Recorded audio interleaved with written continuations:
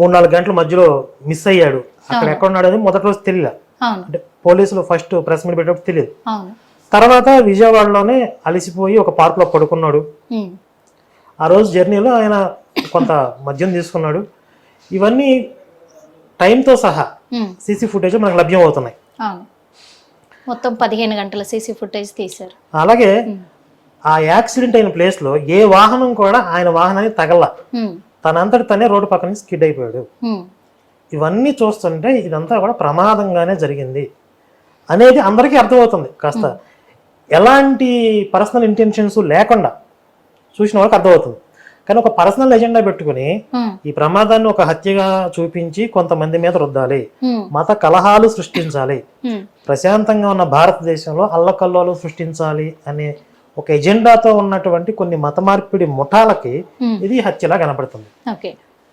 అందులో ప్రధానంగా ఇప్పుడు ఈ 4-5 ఎవరైతే పాస్టర్లు ఉన్నారో వీళ్ళు పిచ్చుకుక్కల్లాగా మాట్లాడడం ఇవన్నీ చేస్తాం. అయితే అతను అందులో ఉన్నటువంటి ఒక వ్యక్తి ఎందుకు అరెస్ట్ అయ్యాడు అంటే స్పష్టమైన సమాచారం ఇప్పటికీ తెలియదు. ఒక సమాచారం ఏంటంటే ఇంకొక పాస్టర్ గారు పెట్టిన కేసులో ఇతను అరెస్ట్ అయ్యాడు. ఆయన పేరు జోసెఫ్ గారు కేసు ఫైల్ చేశారు. ఎందుకు? ఈయన నేను హిందూ దేవీ దేవతల విగ్రహాలే కాదు యేసు విగ్రహాలను కూడా పగలగొడతాను, మరియమ్మ విగ్రహాలను కూడా పగలగొడతాను అని ఒక ఇంటర్వ్యూలో మాట్లాడాడు. అది ఒకసారి నేను ప్లే చేస్తాను. విగ్రహారాధన చేయడానికి అవకాశమే లేదు. మీరు నన్ను ఏమడుగుతున్నారు అంటే మరి యేసుక్రీస్తు ప్రభు విగ్రహాలు మరే విగ్రహాలు ఎందుకు పెడతారు? ఇది మీ ప్రశ్న. అంటే జూడో మతంలో విగ్రహారాధన, జూడో మతంలో కూడా విగ్రహారాధన లేదు. రోమన్ క్యాథలిక్స్ అలా విగ్రహారాధన చేస్తారు. వాళ్ళు ఏమంటారంటే మేము విగ్రహాన్ని పూజించట్లేదు కానీ విగ్రహ రూపంలో మేము నిలవబెట్టి ఆ దేవుని చూసుకుంటున్నామంటారు. అది చెల్లదు. అది కూడా అవాస్తవమే. రోమన్ క్యాథలిక్స్ ఏమనుకున్నా నాకు ఇబ్బంది లేదు. యేసుక్రీస్తు నేను చాలా సార్లు అడిగాను, విగ్రహారాధనే. యేసుక్రీస్తు ప్రభు విగ్రహం ఏదన్నా నాకు ఇవ్వండి, ఇక్కడ పాల్గొడతాను. యేసుక్రీస్తు ప్రభు విగ్రహం ఏదన్నా ఇవ్వండి, ఇక్కడ పాల్గొడతాను. నేను చాలా పెద్ద స్టేట్మెంట్. భలేవారే, ఇవ్వండి ఇక్కడ పాల్గొడతాను. మరీ విగ్రహం ఏదన్నా ఇవ్వండి, పాల్గొడతాను. నేను ఇక్కడ విగ్రహాలవి ఆత్మ ఉండగా వినండి బ్రదర్, దేవుడే ఉండగా నాకు మధ్యలో విగ్రహం ఎందుకు? ప్రతి చర్చ్ లో మీరు చూసే విగ్రహాలు ఎవరు? ఇప్పుడు నా చర్చిలో విగ్రహం ఉంటే మీరు నన్ను అడగాలి. మీరు నా చర్చికి రండి, మీ చర్చిలో ఈ విగ్రహం ఏంటి నన్ను అడగాలి. చర్చికి వచ్చే వాళ్ళే నిజమైన క్రిస్టియన్లు అన్నారు. వినండి విషయం గమనించండి. మీరు నేను ఒక విషయం చెప్తున్నాను. విన్నారు కదా, వీడికి ఏంది ఇంత పైత్యం ఏంది, ఇంత ఉన్మాదం ఏంది? భగవంతుణ్ణి విగ్రహమూర్తిగా చూసుకుని ఆరాధించే సంస్కృతులు సంప్రదాయాలు కొన్ని చోట్ల ఉన్నాయి. వీడు నమ్మిందే సత్యం, నేను ఆరాధించినట్లుగానే అందరూ ఆరాధించాలి, లేకపోతే వాళ్ళ విగ్రహాలు పగలగొడతారంటే ఇది టెర్రరిజమా కాదా? ఉగ్రవాదం అంటే ఇంతే కదా. ఖచ్చితంగా. మరి ఉగ్రవాదం ఎక్కడ ఉండాలి? జైల్లో ఉండాలా, బయట ఉండాలా? జైల్లోనే ఉండాలి. ఆ ఉద్దేశంతోనే ఇప్పుడు వెళ్ళారంటారా? మరి ఇందులో మా హస్తం ఏముంది? ఇప్పుడు మీరు చెప్పినట్టుగానే మొదటగా ప్రవీణ్ పగడాల మరణం గురించి మీరు చెప్పారు. అంటే ఇప్పుడు ఏ ప్రూఫ్స్ కూడా వాళ్ళ దగ్గర లేవు, ఏ ఆధారాలు కూడా లేవు, కానీ ఇది హత్య అని చెప్తున్నారు అని మీరు అంటున్నారు.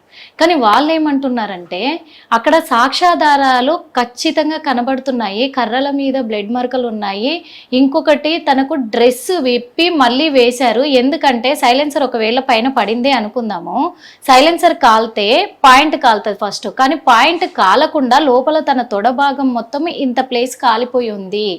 అదెలా జరిగింది? ఇంకొకటి తన వీపు పైన రాడ్డుతో కొట్టిన దెబ్బ ఉంది, అదెలా జరిగింది? ఇవన్నీ అనుమానాలు ఉన్నాయి కదా. యాక్చువల్గా చెప్పాలంటే ఈ సీసీ ఫుటేజ్ కూడా వీళ్ళు ఫేక్ వీడియోని, ఫేక్ వ్యక్తిని క్రియేట్ చేసి ఈ సీసీ ఫుటేజ్ రెడీ చేశారు. ఎందుకు చెప్తున్నామంటే ప్రవీణ్ పగడాల గారికి బైక్ మీద కూర్చున్నప్పుడు కింద కాళ్ళు పెడితే బ్యాలెన్స్ ఆపడానికి కాళ్ళు అందవు, ఆయన వేళ్ళు కూడా ఇట్లా పైకి పెట్టి ఇట్లా ఆపుతారు, కానీ ఈ వ్యక్తి హైట్ వ్యక్తి అని, అందుకే పక్క ప్రూఫ్స్ తోటి మేము చెప్తున్నాము ఇది హత్య అని చెప్పేసి వాళ్ళు అంటున్నారు. ఇక్కడ సీసీ ఫుటేజ్ అంతా కూడా ఫేక్ సీసీ ఫుటేజ్ అంతా క్రియేట్ చేశారు అని చెప్పేసి అంటున్నారు. మరి ఒరిజినల్ వాళ్ళది ఏమనండి, ఇది ఫేక్ అని చెప్పినప్పుడు ఒరిజినల్ ఏదో వాళ్ళకి తెలిసి ఉంటది కదా. అంటే పోలీసులను మొత్తం మేనేజ్ చేశారు, బయటికి రాకుండా అసలు సీసీ ఫుటేజ్ అనేది బయటికి పోలీసులు మేనేజ్ చేసి, ప్రభుత్వం మేనేజ్ చేసి, అక్కడ సీసీ ఫుటేజ్ లో షాప్ ఓనర్స్ మేనేజ్ చేసి, మొత్తం దేశం అంతా కూడా దీనికి వ్యతిరేకంగా పనిచేస్తుందా?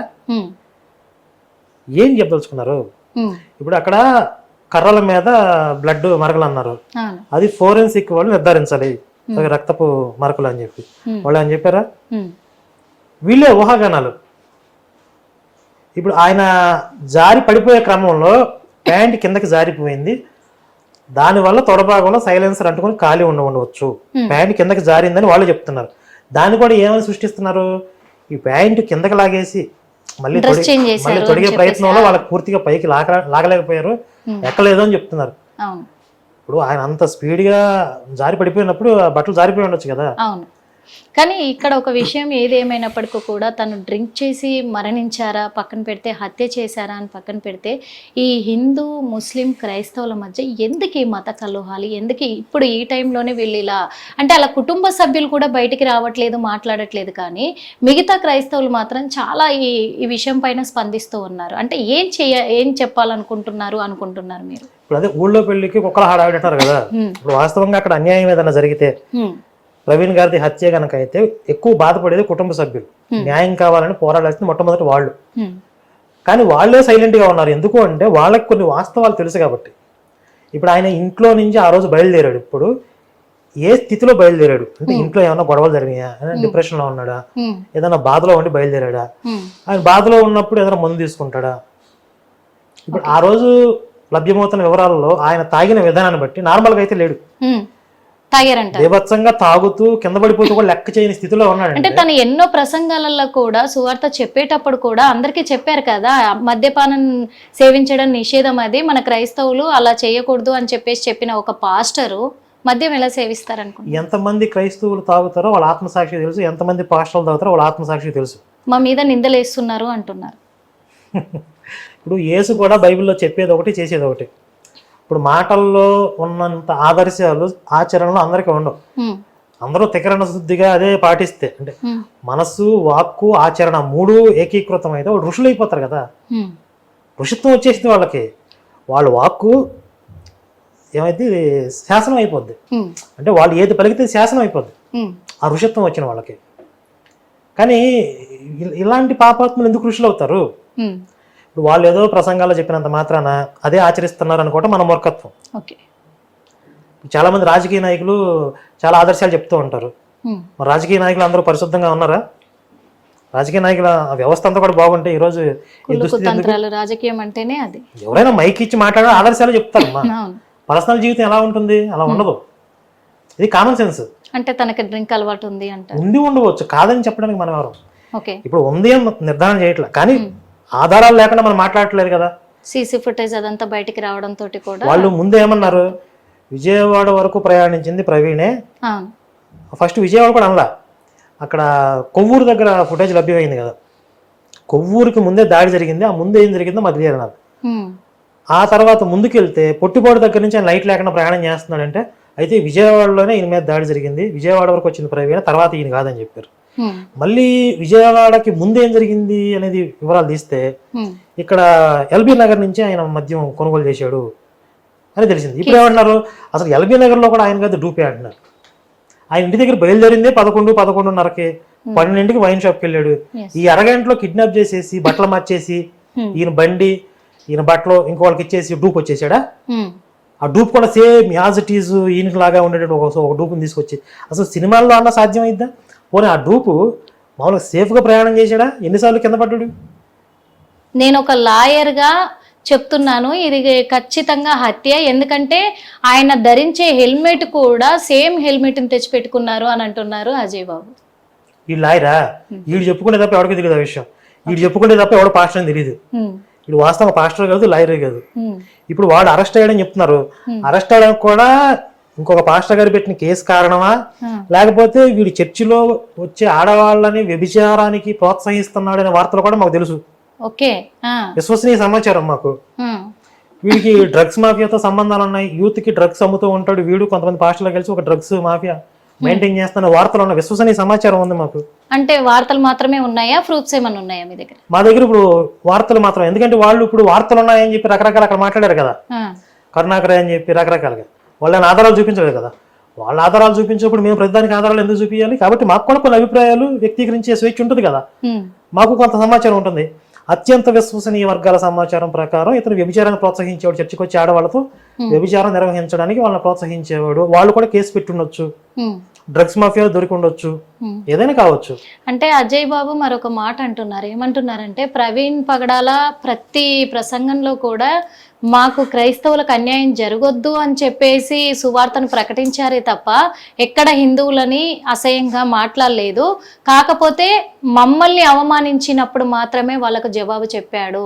అంటే అది కూడా ఏ రకమైందంటే యేసు ప్రభు మరియకి ఉంచుకున్న వాళ్ళకి పుట్టాడు అని చెప్పేసి అసభ్యంగా హిందువులు మాట్లాడుతున్నారు. అది ఎంతవరకు కరెక్ట్ అని అడుగుతున్నారు. మరి దీని మీద న్యాయం ఉందా? అసలు చనిపోయిన ప్రవీణ్ పగడాల పరువు తీసింది వీళ్ళే, ఈ చిల్లర పాస్టర్లే. ఆయన యాక్సిడెంట్ లో పోయాడు, కుటుంబ సభ్యులు మాకు పోస్ట్ మార్టం కూడా ఇచ్చేసేయండి, మేము తీసుకెళ్లిపోతాం అన్నారు. కుదరదు, టాటూ పోస్ట్ మార్టం చేయాలి, హత్య అని చెప్పి రకరకాలుగా రచ్చగొట్టే ప్రయత్నాలు చేసి ఇప్పుడు ఇవన్నీ కూడా బయటకు వచ్చి ఆయన తాగి అపస్మారక స్థితిలోకి వెళ్ళిపోవటం, అంటే ఒక రోడ్డు మీద పడిపోయి పార్కులో రెస్ట్ తీసుకోవటం, ఇవన్నీ కూడా కొంతమంది జీర్ణించుకోవాలని వాస్తవాలు. ఇవన్నీ కూడా బయటకు వచ్చి ఒక చనిపోయిన వ్యక్తి గౌరవానికి కూడా భంగం కలగడానికి కారణం వీళ్ళు. అలాగే ఇప్పుడు ఏం చెప్తున్నారు వీళ్ళు, ఆయన హిందుత్వం గురించి ఎప్పుడు మాట్లాడు.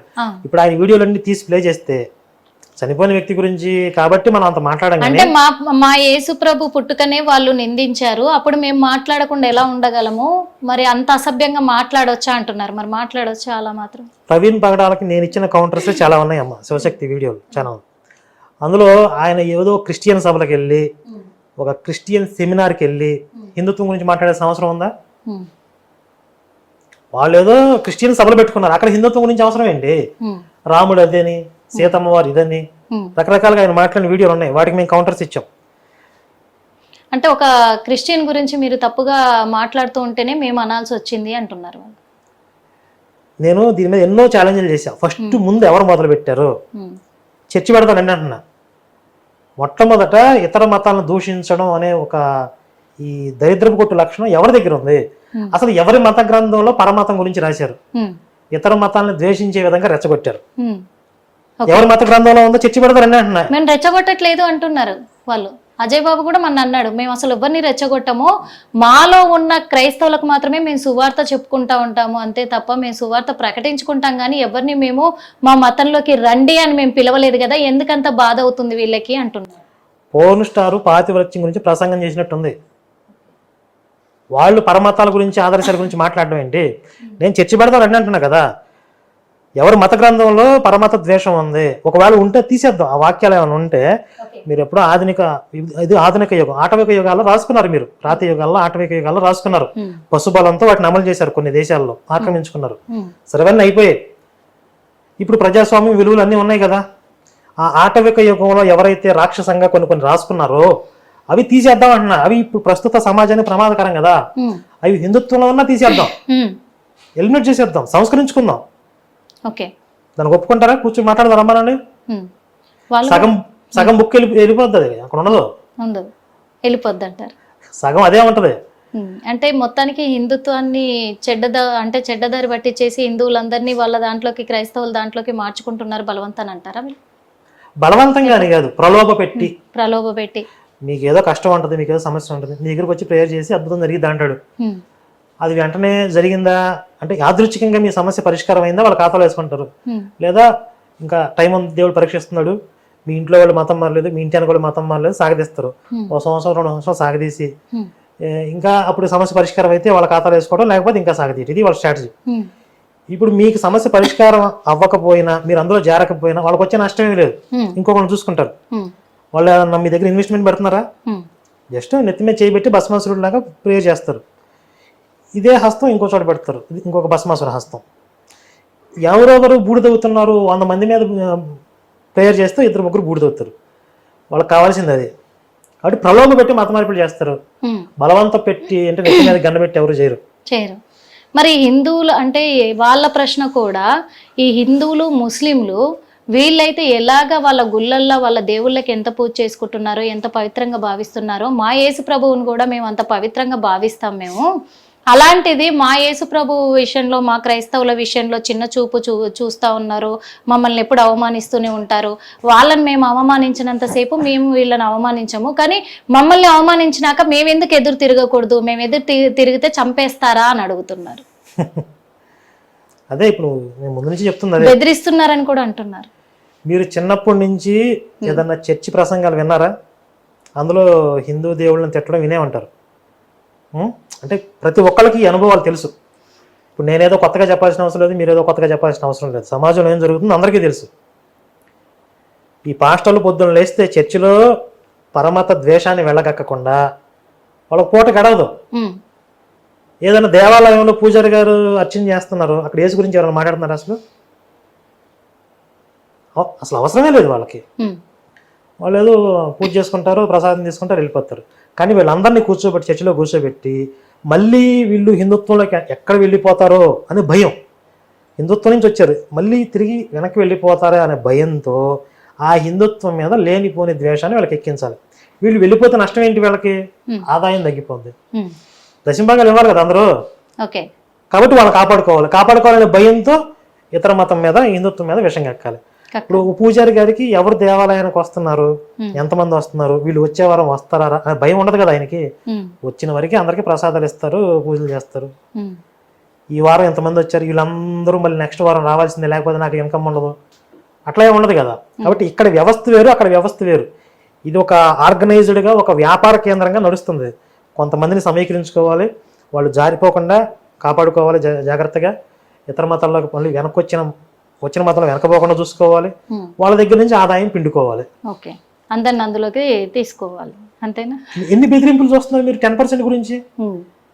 కుప్పలుగా మీరు దశంభాగాలు ఇవ్వకపోతే నాశనం అయిపోతారో, తీని దశంభాగాలు ముందు కట్టు గన్న పెట్టి మాట్లాడినట్లుగా వాళ్ళు మాట్లాడుతున్నారు లేదా? వీడియోలు ఉన్నాయి లేవా?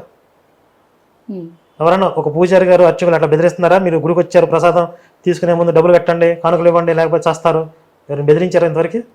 అలా పెట్టకుండా మరి హిందూ దేవాదాయ శాఖలలో మొత్తం కూడా దర్శనం టికెట్లు అంటూ స్పెషల్ టికెట్లు పెట్టారు కదా. ఇప్పుడు దేవాదాయ శాఖలోకి దేవాలయాలు వెళ్ళాయి కాబట్టి వాళ్ళు నిర్వహణ కోసం పెట్టారు. సరే, నేనేమన్నానంటే టికెట్స్ పెట్టి చూసేవాళ్ళు లేకపోతే ఫ్రీగా దర్శనం చేసిన ఉన్నారు. వచ్చిన ఆదాయాన్ని పూర్తిగా ధర్మ ప్రచారానికి, ధర్మరక్షణకి వినియోగించాలి. దేవాలయాల ద్వారా వచ్చే ఆదాయాన్ని మళ్ళీ ఇవి ఇతర ప్రయోజనాల కోసం. అంటే ఇప్పుడు క్రైస్తవులు దేనికి ఉపయోగిస్తున్నారంటారు? క్రైస్తవులు వచ్చింది పాస్టర్లకు వెళ్ళిపోతుంది కదా, ఎవరికి ఇస్తున్నారు వాళ్ళు? క్రైస్తవుల నుంచి వచ్చే ఆదాయం పాస్టర్ల జేబులోకి వెళ్తాం తప్ప ప్రభుత్వ ఖజానాలకు ఏమైనా వస్తుందా? మరి సంక్షేమ పథకాలు దగ్గరకు వచ్చేటప్పటికి హిందూ దేవాలయాల మీద వచ్చిన ఆదాయం అంతా తీసుకొచ్చి సంక్షేమ పథకాల్లో పెడుతున్నారు మళ్ళీ. మరి మీరు చాలా విషయాల్లో కూడా, చాలా సందర్భాల్లో కూడా ప్రవీణ్ పగడాల గారిని ఈ క్వశ్చన్ చేయడం కూడా జరిగింది. తన నుంచి సమాధానం ఏంటి? అసలు సమాధానం ఉండదుగా, చెప్పడు. ఆయన ఏంటంటే క్రైస్తవులని ఈ సంస్కృతికి, ఈ దేశానికి వ్యతిరేకంగా తయారు చేసుకుంటూ పోవడం, అది రేషనల్గా, లాజికల్గా ఉందా లేదా అని ఆయనకు అనవసరం. వాళ్ళని రెచ్చగొట్టామా, వాళ్ళని తయారు చేసామా లేదా, అంతవరకే. అలా విత్తనాలు వేసుకుంటూ వెళ్ళిపోతారు. దాన్ని ప్రశ్నించే వాళ్ళు ఉన్నారు, ఇది తప్పని చూపించేవాళ్ళు అనవసరం. వాళ్ళు ఏదో చెప్పుకుంటారు పోనవాడిని. ఇలాంటి ఐడియాలజీ అయింది. ఎంతవరకు వెళ్ళాడంటే బ్రిటిషర్లు మన తల్లిదండ్రులు, మనం వాళ్ళ సంతానం అని చెప్పడానికి కూడా వెనకాని పరిస్థితిలో వెళ్ళిపోయాడు. దాన్ని మనం కారణాలు చేసి హైలైట్ చేస్తే కొంచెం డిఫెన్స్లో. అప్పటి నుంచి నేను బ్రిటిషర్స్ అనలేదు, మిషనరీస్ అన్నాను. మిషనరీస్ అంటే తెల్లవాళ్ళు కదా, వాళ్ళు ఎలా తల్లిదండ్రులు అయ్యారు నీకు? అంటే ఈ దేశం కోసం రక్తం గార్చినటువంటి ఎంతోమంది మహానుభావులు, పోరాడిన వాళ్ళు ఎంతోమంది ఉన్నారు కదా. వాళ్ళందరూ కాకుండా ఎక్కడి నుంచో వచ్చిన, పైగా వాళ్ళు ఇక్కడికి వచ్చి దోచుకుపోయిన వాళ్ళు ఈయన తల్లిదండ్రులు ఎలా అయ్యారు? ఆ భావజాలాన్ని ఎందుకు నేర్పిస్తున్నాడు? ఇప్పుడు మనం చనిపోయిన వ్యక్తి గురించి ఇంతకన్నా ఎక్కువ మాట్లాడకూడదు. నేను అందుకే అడుగుదాం అనుకుంటున్నాను. ఎందుకంటే కూడా ఇప్పుడు చనిపోయిన తర్వాత, ఆయన బతికున్నప్పుడు ఎవరు కూడా ఇలాంటి మాటలు మాట్లాడలేదు. చనిపోయిన తర్వాత ఒక తాగుబోతుగా ముద్రించేసి చనిపోయాడు అని చెప్పేసి ఒక తాగుబోతుని చేసిరు అని అంటున్నారు. ఇది ఎంత వరకు కరెక్ట్ అంట? ఆయన తాగుతాడు అనే విషయం మొన్నటిదాకా మనకు, అంటే ముందు తాగేవాడిని, డ్రగ్స్ తీసుకునేవాడిని ముందు ఆయన చెప్పాడు. తర్వాత నేను మారిపోయాను అని చెప్పాడు. ఏమో ఒకళ్ళు నిజంగా మారిపోయాడేమో అనుకున్నాం. కానీ ఆయన మానవ మాత్రుడే, కొన్ని బలహీనతలు ఉంటాయి. పైకి చెప్పేది ఒకటి, చేసేది ఒకటి అయి ఉండొచ్చు. సరే, ఆ రోజు ఆయన ఏదో ఫ్రస్ట్రేషన్ లో ఉన్నాడు, ఏదో బాధలో ఉన్నాడు, తాగాడు, ప్రమాదం జరిగింది. ఇది ఒక మానవ తప్పిదంగా చూద్దాం. దీన్ని పెద్ద క్రైమ్ గా తాగాడు, దీన్ని పెద్ద అల్లకల్లం చేయాల్సినంత అవసరం. కాకపోతే దీన్ని ఎవరు చేస్తున్నారు, రచ్చరచ్చ ఎవరు చేస్తున్నారు? వీళ్ళు చేస్తున్నారు, పాస్టర్లు. అదే అంటున్నాను ఇప్పుడు. ఎందుకంటే ఇప్పుడు ప్రవీణ్ పగడాల గారి మరణం అనేది 2 రోజులతోటి 3 రోజులతోటి అది ఆగిపోయింది అక్కడ. కానీ దాన్ని ఇంకా ఇంకా ఇంకా రోజుకొక విధంగా కూడా మలుపు తిప్పుతా ఉన్నారు. ఒక 4-5 పాస్టర్లు మాత్రం ముందుకు వస్తున్నారు. దీన్ని కొంతమంది ఏం చేస్తున్నారంటే, వాళ్ళకి హతసాక్షి అని ఒక కాన్సెప్ట్ ఉంటుంది. ఓకే, హతసాక్షి అంటే పూర్వం వీళ్ళు కొంతమందిని రెచ్చగొట్టి ఇతర మతాల వాళ్ళ మీదకి పంపించేవాళ్ళు.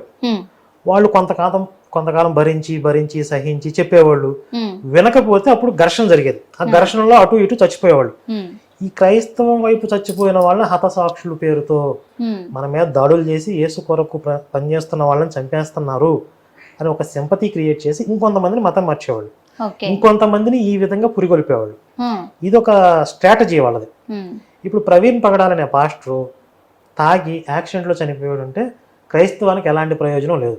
ఉమ్, ఆయన యేసు కోసం పనిచేస్తుంటే ఎవరో హత్య చేశారు అంటే ఈ శవాన్ని చూపించి ఈయన హతసాక్షి అని చెప్పి క్రైస్తవులందరినీ రెచ్చగొట్టి వాళ్ళకి కావాల్సిన ప్రయోజనాలు ఆశించవచ్చు. ఇది స్ట్రాటజీ. దీన్ని ఏమంటారు? శవాల మీద పేలాలు ఎరుకు తినడం అన్నారా? అసలు యేసు మతం ఎలా మొదలైందమ్మా? ఉమ్, ఒక శవంతో మొదలైందా లేదా? వాళ్ళకి శవం లేస్తే పండగ. ఉమ్. ఎప్పుడు శవం దొరికిద్దా అని ఎదురు చూస్తూ ఉంటారు వాళ్ళు. అంటే ఇప్పుడు అజయ్ ఎజెండా ఏంటంటారు? ఒక అజయ్ కాదు, ఉమ్, మొత్తం ఇది ఒక మాఫియా. ఇప్పుడు ప్రవీణ్ గారిని, చనిపోయిన ప్రవీణ్ పగడాలని హతసాక్షి అనే పేరుతో ఉమ్, మన క్రైస్తవం మీద దాడులు ఉమ్, అని హిందుత్వం మీద, హిందూ భావజాలం మీద విద్వేషాన్ని రగిల్చి క్రైస్తవుల్లో వాళ్ళందరినీ రెచ్చగొట్టి రెచ్చగొట్టి రాజకీయంగా వీళ్ళకి కావాల్సిన ప్రయోజనాలు సాధించుకోవడంలో భాగంగా ఉమ్, ప్రవీణ్ పగడాల ఆ మృతదేహాన్ని వాడుకుంటున్నారు వీళ్ళు. ఉమ్, శవంతో చేసే రాజకీయాలు వీళ్ళు. ఉమ్, వీళ్ళు గనక ఇలాగే ఎక్కువ చేస్తే అది ప్రమాదం అని తెలిసినా కూడా ఉమ్, హతసాక్షి అని, హిందువులు చంపారని హిందూ సంస్థల మీద మా మీద తోసే ప్రయత్నం చేస్తే కనుక ఉమ్, ఏదైతే ఈ మార్చి 25వ తారీఖు ఉందో, ఉమ్, అంటే 24 నైట్ ప్రమాదం జరిగింది అని వివరాలు తెలుస్తున్నాయి. 25 బయటకు వచ్చింది. అవును, ఈ మార్చి 25ని మేము విద్రోహ దినంగా ప్రకటిస్తాం. ఓకే, విద్రోహ దినం అంటే ఒక ప్రమాదాన్ని హత్యగా చిత్రీకరించి ఉమ్, భారతదేశంలో మత కలహాలు సృష్టించి పెద్ద ఎత్తున విధ్వంసం చేయడానికి ఈ మిషనరీలు ప్రయత్నించాయి. ఉమ్, క్రైస్తవ మాఫియా ప్రయత్నించింది. ఈ కుట్రలని పోలీస్ డిపార్ట్మెంట్ కానీ ప్రభుత్వాలు కానీ ఆధారాలన్నీ కూడా సేకరించి అది ప్రమాదమే అని నిగ్గు తేల్చి ఆ కుట్రలను భగ్నం చేయడం వల్ల ప్రమాదం తప్పిపోయింది. కానీ వీళ్ళ ప్రయత్నాలు ఏవైతే ఉన్నాయో ఇవి సమాజానికి తెలియాలి కాబట్టి ఉమ్. ఈ మార్చి 25వ తారీఖున మేము విద్రోహ దినంగా ప్రకటిస్తాం. దానికి ప్రభుత్వం పర్మిషన్ ఇవ్వాలి కదా వాళ్ళు ప్రకటించడానికి? ఎవరు? మేము ప్రకటించడానికి? ఉమ్, ఇప్పుడు వాళ్ళు హతసాక్ష్యం చెప్పడానికి ప్రభుత్వం పర్మిషన్ ఇస్తుందా? ఓకే, వాళ్ళ ప్రచారం వాళ్ళు చేస్తే దానికి విషయానికి విరుగుడుగా మేము చేయాలి కదా. అదే చేయాలి, కరెక్టే. కాకపోతే మరి ఈ అజయ్ బాబు కావచ్చు, తన తరఫున ఇంకో 2-3 పాస్టర్లు కూడా ఉన్నారు. వాళ్ళు ఒకటే క్వశ్చన్ చేస్తున్నారు హిందువులకి ముస్లింలకి. ఏమని చేస్తున్నారు అని అంటే, మా క్రైస్తవులని ఎందుకు టార్గెట్ చేస్తున్నారు? ఎందుకంటే ఇప్పుడు ప్రవీణ్ పగడాల క్వశ్చన్ చేశారు కాబట్టి, అన్యాయాన్ని అడ్డుకున్నారు కాబట్టి తనని చంపడానికి ప్రయత్నించి చంపేశారు. కానీ ఇప్పుడు ఇంకా ఒక 4గురికి థ్రెట్ ఏర్పాటైంది. అందులో ఫస్ట్ వాడిని నేనే. నన్ను కూడా చంపడానికి బెదిరింపు కాల్స్ వస్తున్నాయి, నాకు కూడా థ్రెట్ ఉంది. అందుకే ఆ కుట్రలో భాగంగానే మొదటిసారిగా నన్ను జైలుకు పంపిస్తారు అని చెప్పడం కూడా జరిగింది ఒక 4 days బ్యాకే. మీడియా ముఖంగానే కొన్ని ఇంటర్వ్యూలలో కూడా వితిన్ మా ఇంటర్వ్యూతో సహా చెప్పడం కూడా జరిగింది. అదే జరుగుతుంది తను చెప్పినట్టుగా అని ఇప్పుడు జనాలకు ఒక ఐడెంటిఫై వస్తుంది. అట్లంటే నిజంగానే కుట్ర పన్నుతున్నారా వాళ్ళపైన? ఇప్పుడు చిన్నపిల్లల మీద, ఆడవాళ్ళ మీద లైంగిక వేధింపులు చేసేవాడు వచ్చి నేను ఆడవాళ్ళని ఉద్ధరించడానికి ఆ విధంగా వేధింపులు చేస్తున్నాను, వాళ్ళని మానసికంగా బాగా స్ట్రాంగ్ చేయడానికి త్వరలో నేను అరెస్ట్ అవుతాను చెప్పారు ఖచ్చితంగా అని ఆ రేపిస్టు, ఆ శాడిస్టు చెప్పారు అనుకోండి. నిజంగానే వాడు వేధింపులు చేసినా అరెస్ట్ చేసి, నేను ముందే చెప్పా కదా నన్ను అరెస్ట్ చేస్తారని, కాబట్టి ఈ కుట్రలో భాగం అంటే సరిపోయిద్దా? ఇప్పుడు వాడు చేసేదే వెధవ పని, ఆ వెధవ పనికి అరెస్ట్ చేస్తారని తెలుసు. వాడు దేశం కోసం పోరాటం చేస్తున్నాడా? యేసు విగ్రహాలే పగలగొడతాడు అని చెప్పాడంటే వాడు ఉన్నది కదా. ఇంత ఉన్మాదంగా చేస్తున్నాను కాబట్టి ఎవరో ఒకరు కేసు పెడతారు, అరెస్ట్ చేస్తారు, పెద్ద విచిత్రం ఏముంది? అయితే ముందే ఒక ముక్కలా పడేస్తే తర్వాత దీన్ని ప్రోపగాండా చేసి దీని మీద మళ్ళీ రావాల్సిన ప్రయోజనాలు వాడు బయట రంగానే ఫండ్ రైజ్ పెడతాడు చూడండి. మీరు ముందే చెప్పేసి జైలు నుంచి బయట రంగానే ఫండ్ రైజ్ పెడతాడు చూడండి. జైలు నుంచే పెడతాడు వాడు. వాడు మణిపూర్ శవాల మీద 3 కోట్లు ఏరుకున్నాడు. మణిపూర్ గొడవలు జరిగినాయి కదా, అవును. అది అసలు 2 వర్గాల మధ్య జరిగిన ఘర్షణ, మతాల మధ్య జరిగిన ఘర్షణ అసలు ఎవరికీ తెలియదు, పూర్తి వివరాలు తెలియవు. 2 జాతుల మధ్య వైరం అని చెప్తున్నారు. మైతేయులు, కుకీల మధ్య జరిగిన గొడవలు అయ్యి. ఇవి క్రైస్తవులకి హిందువులకి మధ్య జరిగిన గొడవలు అని చెప్పి, క్రైస్తవుల చర్చిల్ని తగలబెడుతున్నారని చెప్పి, నేను వాళ్ళని ఉద్ధరిస్తానని చెప్పి ఇక్కడ ఫండ్స్ కలెక్ట్ చేసి 3 కోట్లు పెట్టి స్థలాలు కొనుక్కున్నాడు. ఇది ఎవరు చెప్పారు? నేను చేసిన ఆరోపణ కాదు, పాస్టర్ విజయ్ కుమార్ చెప్పాడు. పాస్టర్ విజయ్ కుమార్ కూడా ఆధారాలు చూపిస్తూ మాట్లాడాడు. అతని బ్యాంక్ స్టేట్మెంట్ తీసి ట్రాన్సాక్షన్స్ ఎవరెవరికి వెళ్ళాయి, ఇతని భార్య అకౌంట్లోకి ఎంత డబ్బులు వచ్చాయి, ఉమ్, మొత్తం ఆధారాలు చూపించాడు. 3 కోట్లు. మొట్టమొదటి నాకు తినడానికి తిండి లేదు అని చెప్పిన పాస్టర్ అజయ్ కుమార్ ఉమ్, ఈరోజు కోట్ల రూపాయలకి యజమాని అయ్యానని చెప్తున్నాడు. ఏం చేస్తే యజమాని అయ్యాడు కోట్ల రూపాయలకి? శవాల మీద చెలరేరుకం కదా. అంటే శవం మీద బాగా కలిసి వచ్చింది. మణిపూర్ శవాల మీదే 3 కోట్లు వస్తే ఆంధ్రాలో ప్రవీణ్ కుమార్ శవం మీద కనీసం 20 కోట్లు రావని వచ్చాడు. ఓకే. వీళ్ళందరూ ఆశ అదే. వీళ్ళందరూ కలిసి దీన్ని ఒక ప్రాపగండా ప్లాన్ చేసి ప్రకారం ఇచ్చేసి ఇప్పుడు ఆల్రెడీ మొదలు పెట్టారు. ఇప్పుడు ఏం చేస్తున్నారంటే ఆ, ప్రవీణ్ పగడాల గారి జ్ఞాపకార్థ కూడిక, ఆత్మీయ కూడిక అని చెప్పి సభలు పెడుతున్నారు ఎక్కడికక్కడ. ఆ, సభలు పెట్టి ఈ సభ పెట్టడం మాకు 10 లక్షలు అవుతాయి, 20 లక్షలు అవుతాయి అని చెప్పి డబ్బులు వసూలు చేస్తున్నారు. డబ్బులు వసూలు చేస్తారు. చేస్తున్నారు ఎవరి కాళ్ళే.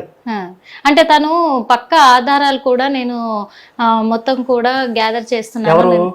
అజయ్ అన్నారు. ఒక్కటన్నా ఉమ్, ఒక్కటన్నా చూపించాడు. అన్ని కలెక్ట్ చేస్తున్నాను, నేను ఆధారాలన్నీ సంపాదిస్తున్నాను, నేను పక్క ప్రూఫ్స్ అన్ని బయట పెడతా. ఇప్పుడు- ఇంకొకటి ప్రవీణ్ పగడాల మరణం వెనుక ఏపీ ప్రభుత్వం హస్తం కూడా ఉంది. నారా లోకేష్ కి అండ్ నారా చంద్రబాబు నాయుడు పీక కూడా ఉచ్చు బిగుసుకోబోతుంది. దాని ద్వారా తెలంగాణ వాళ్ళు బయటపడతారు అని అన్నారు. ఉహు. అంటే ఎందుకు ఆ మాట అనాల్సి వచ్చిందంటారు? అంటే వీళ్ళందరూ పొలిటికల్ ఇంట్రెస్ట్ తో వచ్చారు. ఓకే. ఇప్పుడు ఆ మధ్య ఆ జానబన్ని లింగం అనేవాడు వైసీపీ కార్యకర్త, వైసీపీలో ఏదో పదవి ఉందని చెప్తున్నారు. ఆ, వాడు వచ్చి నేను ఓచకోతలు కోసేస్తాను హిందువులను అన్నాడు. ఆ, అంటే క్రైస్తవులకి హిందువులకి మధ్య గొడవ పెట్టడానికి వచ్చాడు. ఉమ్, అలా గొడవలు జరిగి తన్నుకు చేస్తే ఈ ప్రభుత్వం విఫలమైంది అని చెప్పి ప్రభుత్వం రాజీనామా చేయాలి, దిగిపోవాలని చెప్పి డిమాండ్లు చేయొచ్చు. ఉమ్, ఇలా పొలిటికల్ ఇంట్రెస్ట్ తో ఈ మత కలహాలుగా మార్చడానికి కూడా అయ్యి ఉండొచ్చు కదా. వీడు ఏమంటాడు ఇంతకుముందు అజయ్ గడు, ఉమ్, నేను ఇక్కడ తెలంగాణ కాంగ్రెస్ పార్టీలో నాకు ఒక పదవి ఉంది అని చెప్పాడు. మరి ఇక్కడ అరెస్ట్ చేసింది కాంగ్రెస్ గవర్నమెంట్ ఏనా? ఉమ్. మరి ఇది కూడా కాంగ్రెస్ గవర్నమెంట్ కుట్రేనా?